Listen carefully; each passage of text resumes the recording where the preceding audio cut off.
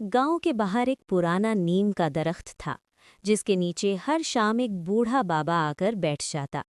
सफ़ेद दाढ़ी, सादा शलवार कमीज और सर पर पुरानी सी टोपी, हाथ में लकड़ी की छड़ी और आंखों में ऐसी खामोशी जैसे बरसों की बातें दिल में दबाए बैठा हो।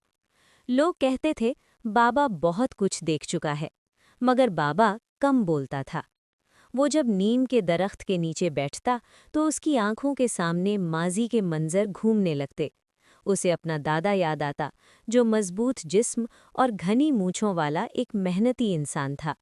दादा खेत में हल चलाते हुए कहा करता था, बेटा, जमीन सिर्फ फसल नहीं देती, ये इंसान को सब्र भी सिखाती है। बाबा बचपन में ये बात समझ न पाता, मगर आज इस जुमले का मतलब उसके दिल पर नक्श हो चुका था। बाबा की जिंदगी में बुआ का किरदार भी बहुत गहरा था। माँ बाप के बाद इसी बुआ ने उसे सीने से लगाकर पाला। कच्चे घर के सहन में वो चूल्हे पर रोटियां पकाती और बाबा पास बैठा उसे देखा करता।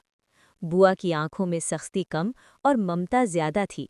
वो अक्सर कहा करती थी, रिश्ते खून से नहीं, निभाने से बनते हैं।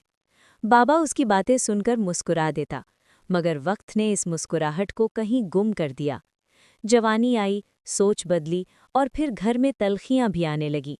एक रात जब बाहर जोर की बारिश हो रही थी, बाबा और बुआ के दरमियान कड़वी बातें हुईं। लफ्ज़ दिलों को चीरते चले गए। उसी रात बाबा ने फैसला कर लिया कि वो गांव छोड़कर शहर चला जाएगा। उसे लगा कि शहर में कामयाबी मिलेगी तो सब कुछ ठीक हो जाएगा। बाबा शहर चला गया, बरसों गुजर गए।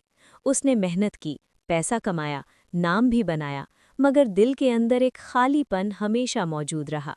जब भी रात को तन्हा होता, बुआ की आवाज़ और दादा की बातें उसके कानों में गूंजने लगतीं।